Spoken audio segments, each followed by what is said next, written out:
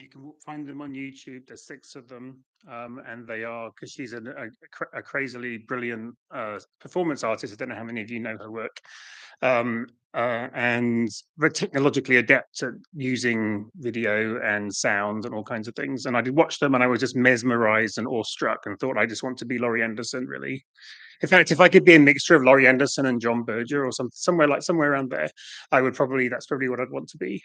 And and I don't have all of her technology in my house, unfortunately, and neither do I have 30 years of experience using it. But I thought, well, maybe this is also an opportunity to break open the prison house of PowerPoint. Right?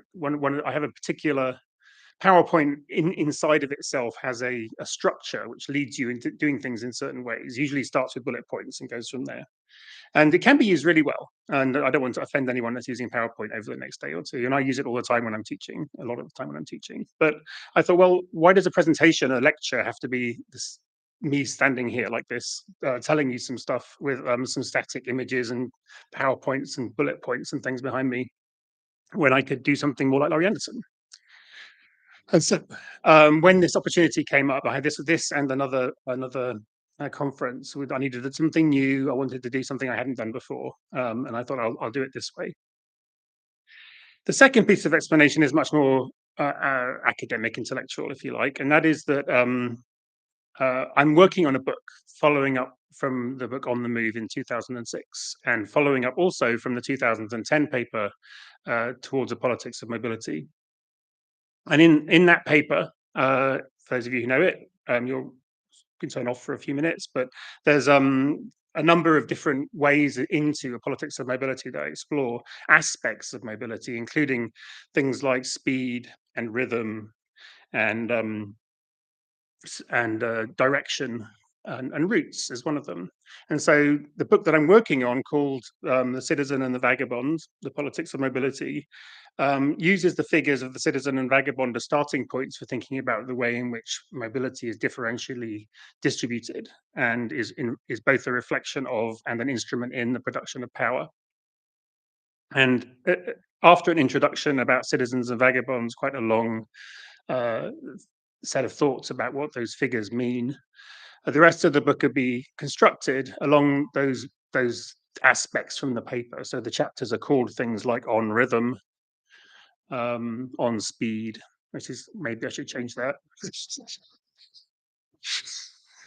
Maybe On Velocity, I'll call it that. And one of them was on routes, and I hadn't really. Been working on some of these for a while, and I hadn't worked on routes, so I thought this was an opportunity to start thinking that. And the way that these chapters are constructed are really kind of provocations. They're kind of critical phenomenologies, I guess. They're thinking about what it is about these sort of raw aspects of the ways that we move that allow us into ways of thinking about power and mobility. And they're not supposed to be like watertight theories or anything like that. They're just different provocations, like essays that provoke different ways of thinking about mobility. And of course, they're interrelated. There's no separation of rhythm and routes and velocity in real life. They're all connected. But each one is a way in to talking about some of the same things. So what this video is a first go at writing my roots chapter, but at the same time thinking about making the video. And what my intent is to have a video for each chapter of the book, which will be a shorter version of the chapter and done in a different way that I'll have on a Vimeo channel or something like that that people can look at when they read the book, or even if they don't read the book. So what I'm going to do is show you this video, which is about 35 minutes or so, and then answer some questions and think about both the strategy of doing that and the content of it, probably more importantly. So hopefully this will all work, and I'm going to go and sit down and watch myself, which is also a weird thing to do, to be in the audience at the same time as you're the presenter. But anyway, here we go. There it is. There we go. Oh, there we go. Is there sound?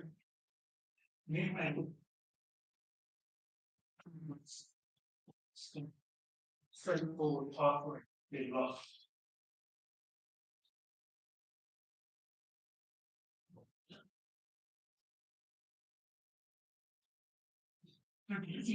Randomly cosmic isotope. This was the imaginary world of certain kinds of spatial science, a flat, smooth surface where the only source of friction was distance.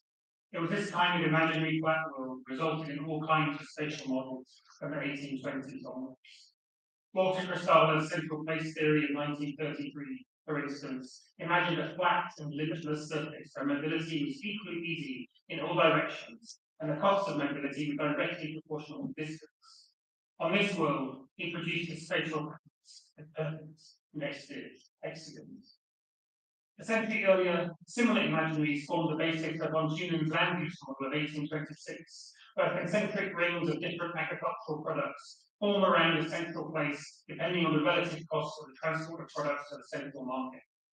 The mobilities in these models are mobilities without roots.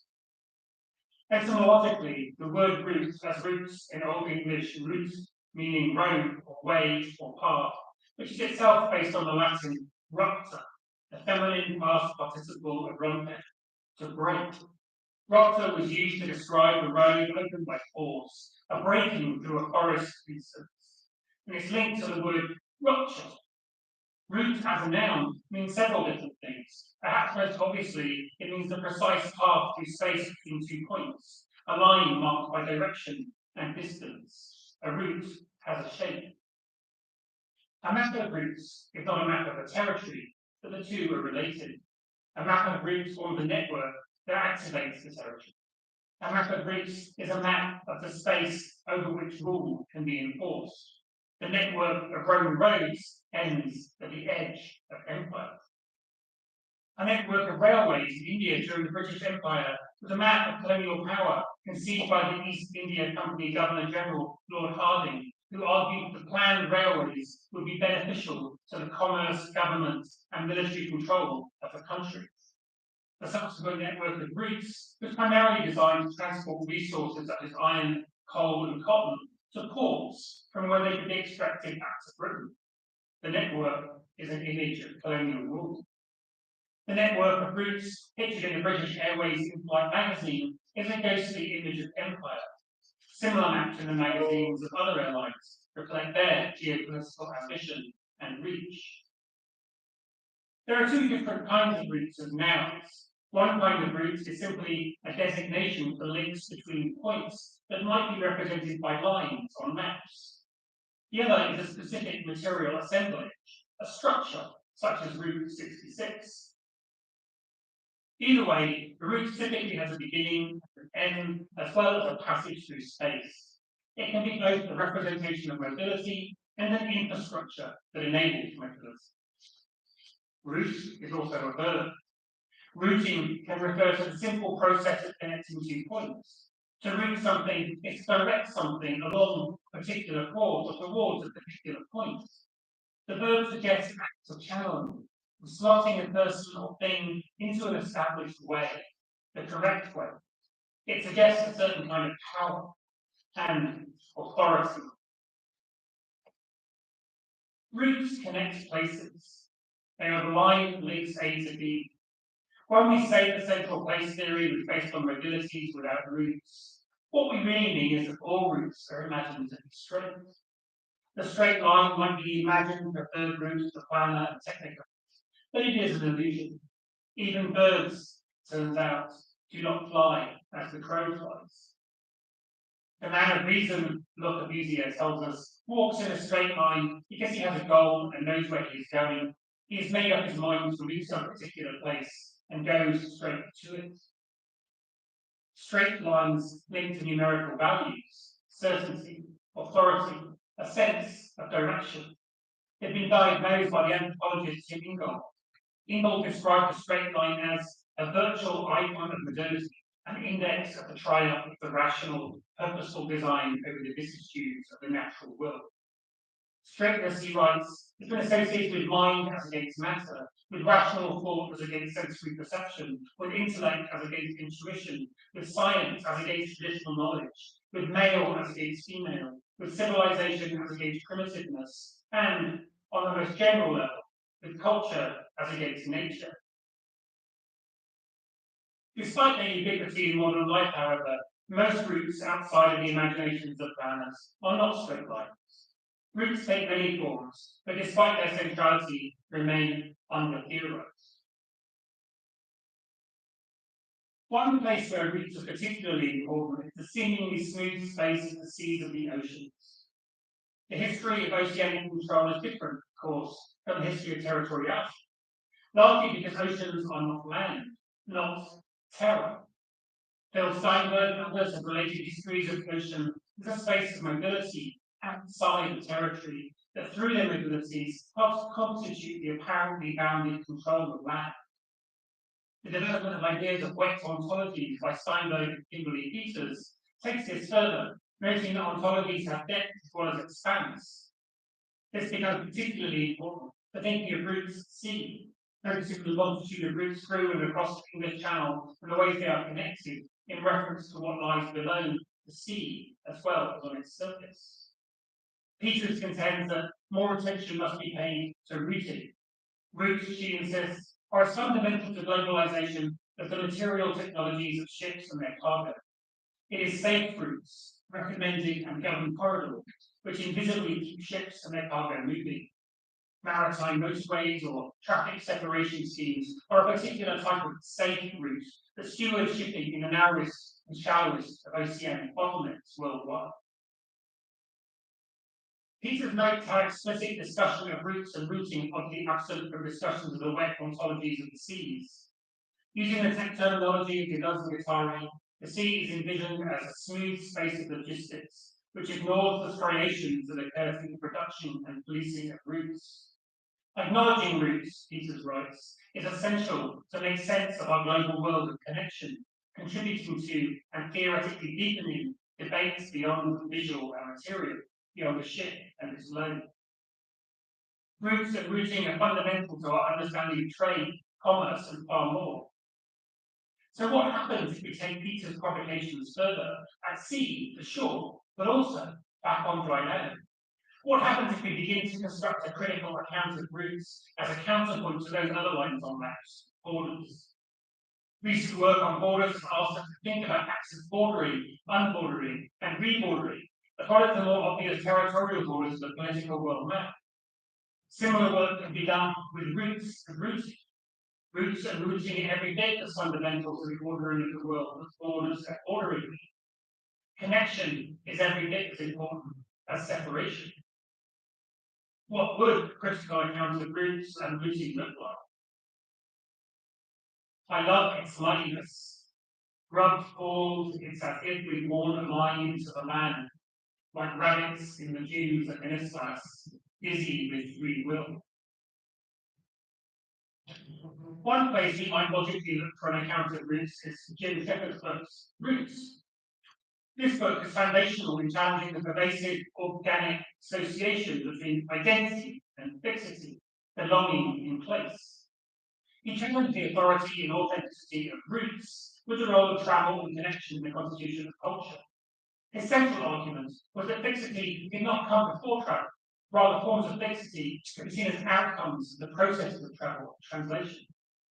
The reverse, if you like, of the logic of migration that sees it as an outcome of the qualities of places that are left and the qualities of places that are arrived. Despite the title, however, this book is not really about routes. Routes, for the most part, act as a stand-in for travel, mobility, and connectivity. The focus is on points of contact, such as museums and airport boundaries. I get the sense that the only reason the book is called Routes is because it's a homophone for the word roots, which appears to have an opposite meaning. Indeed, the fact that roots and roots are homophones and opposites has provided the basis for the emerging poetics of the new mobility paradigm. In Clifford's book, however, roots, as in most celebratory work, are left untheorized, leaving conceptual work that needs to be done. A route can also signify a material infrastructure with a particular history, an assemblage of materials that make it possible to take that route. We can think of Route 66 or the Silk Road. We can think of Pete Merriman's M1 motorway, even Peter's War II routes of the English Channel, or the aerial routes that Wei Chang-lin and Lucy Burtright of all have the infrastructures of codes and regulations, buildings and communication networks. These infrastructures enable the routes to act as channels, vectors, and conduits across the three dimensions of air and water. Let's linger for a moment on the notion of path dependency. This is a concept in social science that describes the continuing presence of the past in the present.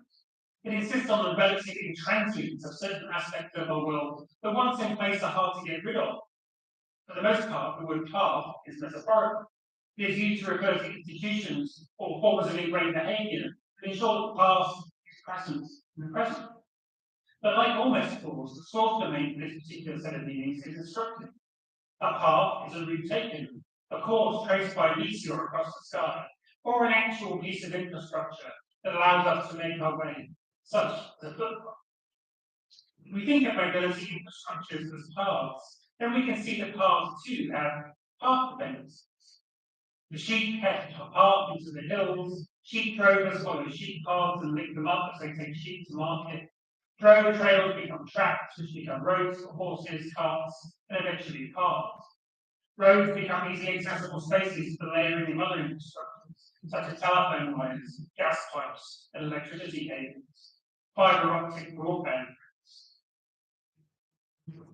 The land along the railroad lines of the Southern Pacific Railroad were used to lay fibre optic cables. The US telephone company Sprint gets its name from the long since defunct railroad company. It stands for Southern Pacific Railroad Internal Network Telecommunications. Routes as material infrastructure project particular arrangements, power into the future. In Gilles Deleuze and Felix Guattari's account of nomadology, they point out that it is not simply a case of free, mobile nomads challenging the royal science of fixed division and classification. Mobility itself is channeled to acceptable conduits. Smooth space is a field without conduits or channels. Producing order and predictability is not simply a matter of fixing in space, but a channeling motion, of producing correct mobilities to the designation of routes. One of the fundamental tasks of the state midwives is to striate the space over which it reigns, or to utilise smooth spaces as a means of communication in the service of striated space.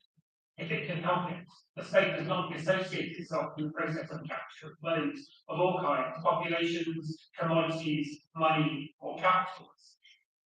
There is still a need for fixed paths in well-defined directions, which restrict speed, regulate circulation, verticalize movement, and measure in detail the relative movements of subjects and objects. The state creates space by assigning channels and conduits. Routes are thus mechanisms of power through their capacity to distribute abilities. The state, Deleuze and Guattari write, seeks to constrain movement to go from one place to another, the space itself to be striated and measured, which means the fluid depends on the solid, the flows proceed by parallel, laminate, layers. Roland Barthes, frankly, before anything else, the first thing power imposes freedom. Perhaps the second thing that power imposes are routes, the fixed paths in well-defined directions that Deleuze and Guattari write. More completely, Stephen Graham and Simon Marlin have developed the notion of a tunneling effect in the contemporary urban landscape. They show how the routing of the infrastructural elements, ranging from roads to high-speed hinterlands, warps the time and space of cities. Valued areas of the metropolis targeted so that they are drawn into intense interaction with each other, while other areas are effectively disconnected from these routes. Examples include the highways that pass through the landscape that immediately get off at major hubs, or think of high-speed train lines that pass through the airport city centre while bypassing the inner city in between. These tunnels facilitate speed for some while ensuring the slowness of those who are bypassed. Examples include the highways that pass through the landscape that immediately get off at major hubs, or think of high-speed train lines that pass from airport to city centre while bypassing the inner city in between. These tunnels facilitate speed for some while ensuring the slowness of those who are bypassed. Routes provide connectivity that in turn transforms topographical space into topological and indeed dromological space. Graham and Marvin quote Osman, space-time no longer corresponds to Euclidean space. Distance is no longer the relevant variable in assessing accessibility. Connectivity, being in relation to, is adequacy or even imposed upon, contiguity, being next to. This is what Greeks do to the flat world dreams of Montuno and Cristallo. They warp the friction of distance into new folds of space-time. They produce new maps of connectivity to reflect the interests of those doing the connecting. Routes can bring locations into relation through the foregoing connections, but they can also disconnect, leading to the splintering of cities creating Marmite Racing. What do routes and routing do? Most obviously, perhaps, they connect to more places. Every point along a route is seemingly connected to every other. Routes facilitate movements. They're enabling new constructions. Assembly is designed to facilitate crisp, smooth travel along. Routes reduce spaces that surround them. Routes that take the form of fixed infrastructure, roads and railways, for instance, do not simply link spaces, they produce them, as Eric Songer did as observed. A railway, a motorway, or a communication line, for example, all liberate actions from place and reduce the friction associated with distance and other space-time barriers.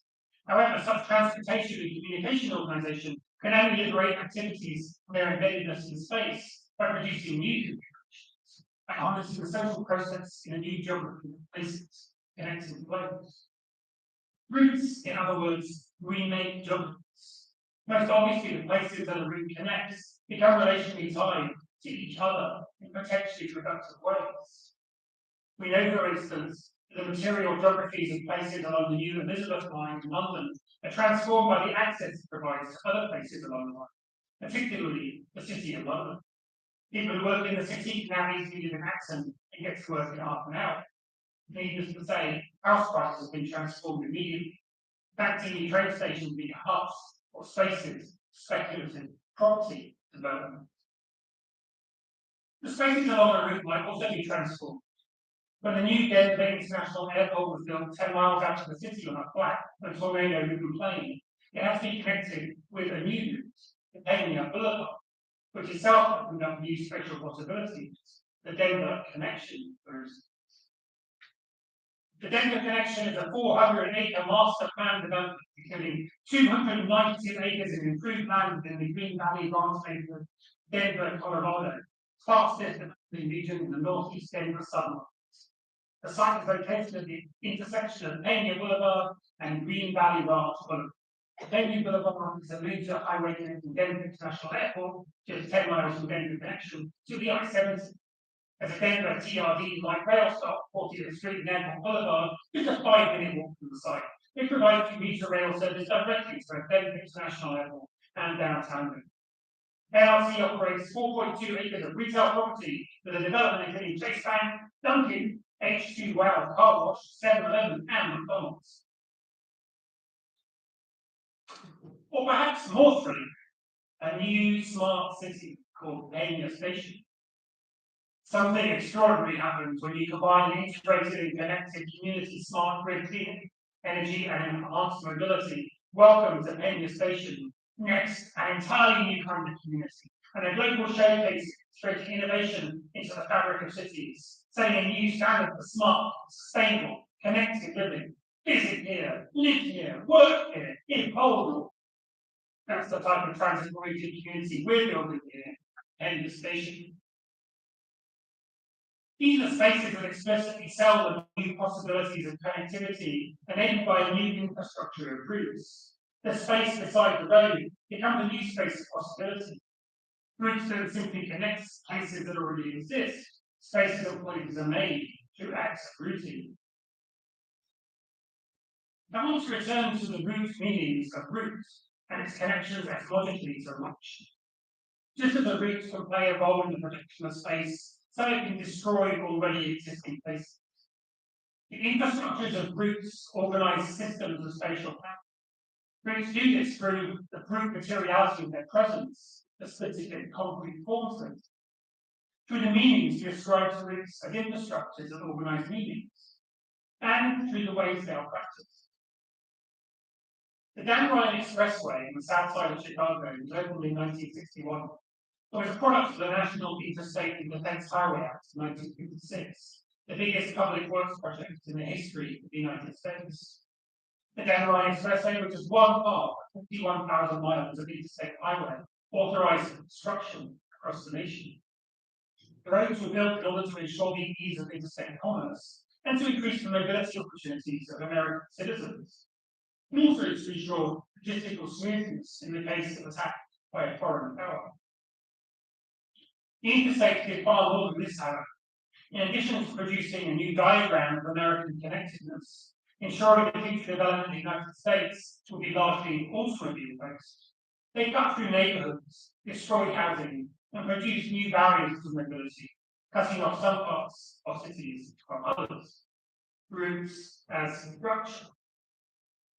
The Dan Ryan Expressway was originally planned to cut through Bridgeport, the neighborhood of Mayor Daley, a neighborhood which, as you might expect, was relatively affluent and white. When the final plans emerged, it had been adjusted to follow Wentworth Avenue South.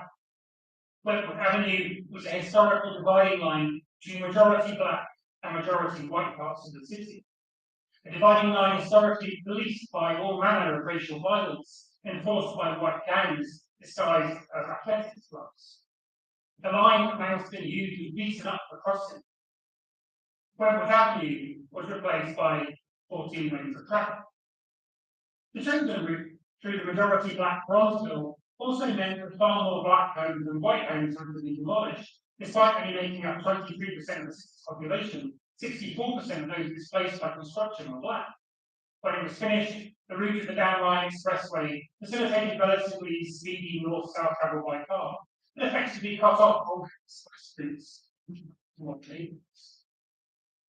was not just in urban environments that routes could get rupture.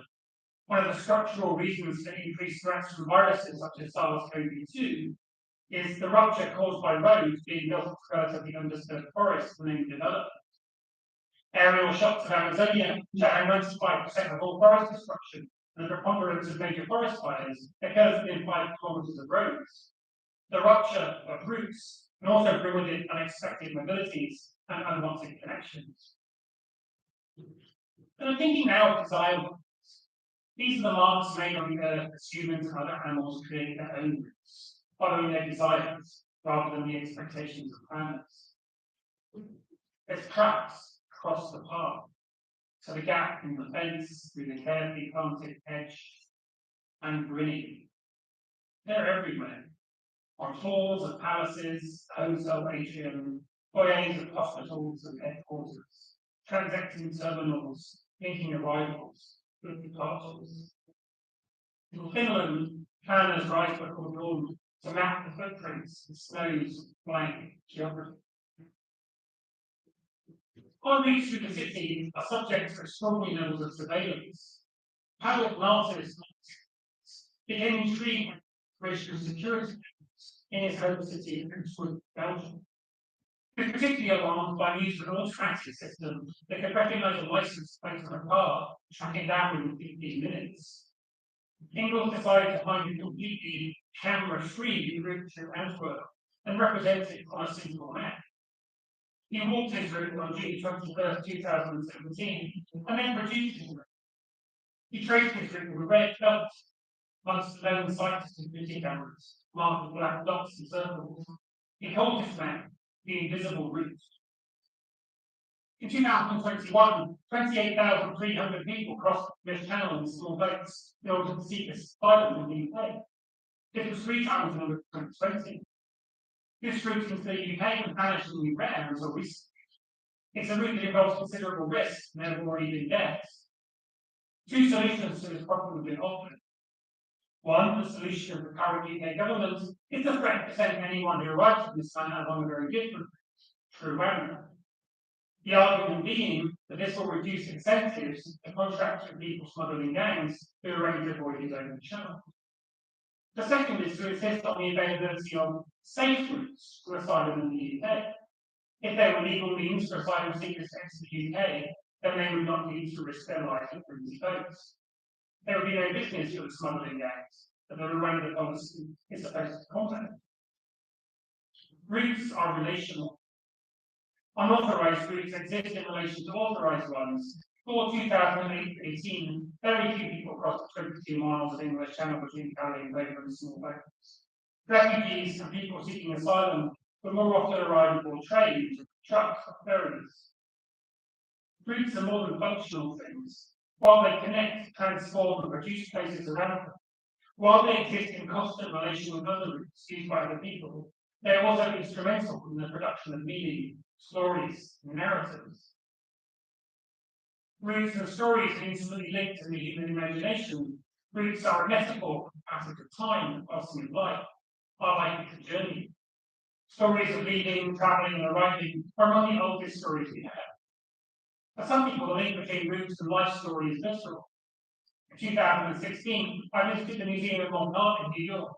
There were a series of art pieces on display around the theme of citizens and borders. In her 8-channel video installation artwork, The Mapping Journey Project, Moroccan French artist Bouchra Khalidi followed the journeys of 8 people who were forced by unlivable conditions at home to move between Africa and Europe. She asked each participant to draw their route onto a map as they tell the story of their journey. The routes are drawn slowly as they talk, with thick black permanent markers. Khalidi insists on permanent markers, as in her words, it is as if their drawing were literally erasing the existing arbitrary boundaries, a singular voice, a singular trajectory. The new thick black lines appears against the familiar institutionalized lines of a political map that is established borders and networks of routes. The map, as we know, is a visualization of forms of spatialized authority. The new lines form a counter-map, an alternative rooted geopolitics. The new black lines often double back or circle as the narrator of the journey describes the process of illegal movement, a friction that the line encounters when it meets the older established lines of the map. Each journey and each story, each route, stands by itself as a singular account, but the fact that there are 8 journeys happening at once in a single route creates a polyphony of routes that are at once singular and collective, a sinuous interweaving of particular stories and trajectories that interact with familiar territories around them, both deriving meaning from them and calling them into question. There are no faces in the Mapping Journey project, only hands drawing lines on maps, accompanied by the voice relating the journey. The lack of faces perhaps reflects the link between surveillance and the spatialities of maps really defining routes and borders. This links the Mapping Journey project back to Martin Ingall's Invisible Route. In an interview with members of First Nation groups in interior northern British Columbia, geographers Deirdre Walcott, Gary Greeley, and Richard Harris explored the links between routes and stories in First Nations traditions. The walking routes, which closely mapped onto watercourses in the limestone karst landscape, were far more than ways of getting from A to B. Walking these routes was a journey in space-time, connecting the walkers to their ancestors who also walked those paths. Here's an extract of an interview. Interviewer: so the land defines you both in a time with ancestors, as well as the way in which the land is situated, so when the lakes and the trails are connected? Jim: yeah, it's part of it. It's not just, you can't just look at it from one perspective. It's like everything came together. It's all connected, everywhere. Interviewer: time, space, everything? Jim: everywhere, yeah, like Larry or Kenny and Victor, I think. It's everything knows. Just like he's lost, eh? Like they cut one more block of forest and he's more lost. Every time. Both spiritually and physically. Not just, it's not just physically, it's not just because it's gone. There's no more trail, there's no more reference. Spiritually, too. New routes, ruptures in the forest, erase the old ones, creating the time spaces of the settler colonial nation in an ongoing way. Irresponsible passions take us wayward when snowfall blanks the wasteland. Ignoring the plan's paths, strollers, shortcuts, contours into my utopia, till angels made my children sentinels. The show details how famously describe routes of spatial stories. They traverse and organize places, they are operationalized practices. In Desserto, this has to happen through walking, practice that enables the tactical use of which strategically given by the plan. Authorities. Desserto's walker is certainly different from Le Corbusier's walker, who moves in a straight line, determined to get from where he needs to be as efficiently as possible. The first medieval maps Desserto tells us including only the rectilinear marking out of itinerary, formative implications chiefly concerning pilgrimages, along with the stops from was to make cities which one must pass, spend the night in, praying, etc. The distance is calculated in hours or in days, in terms of the time it would take to cover them. The deserto, the route of the walker, actualized the grammar, the ensemble of possibilities of the city. The crossing, drifting away, or improvisation of walking, privilege, transform, or abandons by spatial elements. The walker transforms each spatial signifier into something else. And if on the one hand he actualizes the infinite possibilities he goes only here and not there. On the other, he increases the number of possibilities. For example, by creating shortcuts and detours and prohibitions. For example, forbids himself to take paths generally considered accessible or even obligatory. He thus makes a selection. Desire lines are a material reminder of DSSO's drifting walker, an improvised infrastructure produced by repeated practice. So the situationists, routes of the city, mapped out a set of expectations. People, they surmise, were mindlessly rooted as they traverse the city, following the routes that are expected of them.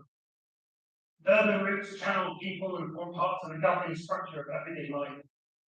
In order to undo this governing, different routes were needed. Routes that had an entirely different conventional routes of detour, cut up and rearranged in random ways to encourage surprising encounters of the city, rather than the ones pedestrians were channeled.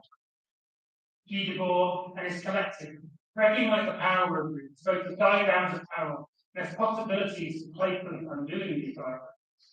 Debord and Jean 1957 map, the naked city, is created by the artists in the exact same way. Use of the city they believe will not get spoiled by money and authority, and place them into an invigorating vortex of new spatial relations, connected by the suggested routes of red arrows and that suggest the possibilities of situationist drifts. The map contrasts with an earlier map, drawn in 1952 by Debord's friend Chambert Valère, which traced the movements of a political science student over a year. The map is one of straight lines, mostly between the student's home, school, and canvas. The result is a grotesque insect spotting on Paris, designed to show the limitations of our normal and expected routes through the city. Practicing routes by travelling them can become meaningful activities. Driving down Route 66, labelled the Mother Road by John Steinbeck, an extra kind of American identity. The Council of Europe has designated 48 so-called cultural routes, which, in their words, demonstrate through means of a journey through space and time how the heritage of different countries and cultures of Europe contributes to a shared and living cultural heritage. These routes include long-standing routes like the pilgrimage route of Santiago de Compostela and the route taken by Sigurd, the Archbishop of Canterbury, in 990 AD, when he visited Rome. It's a 3,200-kilometre route designed for walking. Other routes are not so much routes, but collections of linked places, such as the Louvre route, that takes in Corbusier-related sites for 21 cities in 6 countries. Back to the Council of Europe is that the routes and the act of travelling the routes will maintain elements of a common European heritage and draw European citizens closer together. The Migrant Trail is an annual walk in solidarity with people attempting to cross the US-Mexican border. It started in 2004 and continues to this day. It starts in Sasabe, Mexico, and ends in Tucson, Arizona, a total of 75 miles. The use of a route as an act of solidarity both mirrors the heterogeneous acts of routing by migrants attempting to enter the USA, and use the act of practicing route of walking to enact solidarity through the performance. As we approach our destination, I want to reflect on the contours of a critical account of routes and routing. Such an account should recognise the capacities and affordances of routes, their role as means of connection, disconnection, their positions in space and the ways they walk and hold space-time. It should recognise the relationship between routes and the geographies around them, the ways places are brought into being or ruptured and destroyed. We should be alive to the way routes channel mobilities, and we should ask whose interests are being served by this channeling. Similarly, we should pay heed to the material infrastructure that form routes, and the brute physicality of transport routes cutting through cities to the worn grass that signifies a desire. These infrastructures often connect points and disconnect points at the same time in a material presence. We should be aware that routes are kinds of places. They carry significance and meaning. Route 66 is John Steinbeck's London Road. Highway 61 is where Bob Dylan told us that World War III can be very easily done. The Silk Road is a projection of Chinese power from the past into the future. We should ask how the meanings of routes differ from the meanings of other spatial forms of presence, how they create stories through arrangements in time and space. And we should ask how routes are given meaning through the reiterative practices of identity meaning system. In the flow of container ships in the English Channel, the flow of migrants in small boats crossing. From acts of pilgrimage on the Camino de Santiago, the acts of solidarity, the migrant show of the US Mexico War. All of these, which should be apparent by now, involve the ways power is reduced, reinforced, and distributed through the creation of creative space in the artery lanes of territory. And we should be aware of the ways that the illicit, the marginalised, the downtrodden, the metaphorical vagabonds, both hit ride on the routes of power and create their own timelines, diagrams of the housing agency in a world that attempts to deny them, promise them, up on the common, where the brackens stick, they crisscross the land, revealing the settled will of sheep. One, somewhere, walked that line waters, a memory in terror and government. Then the first one. Small territories claimed, boundaries marked by eastern bounds, in the night, right. Sheep kept paths into hills in corridor lines, kept hand into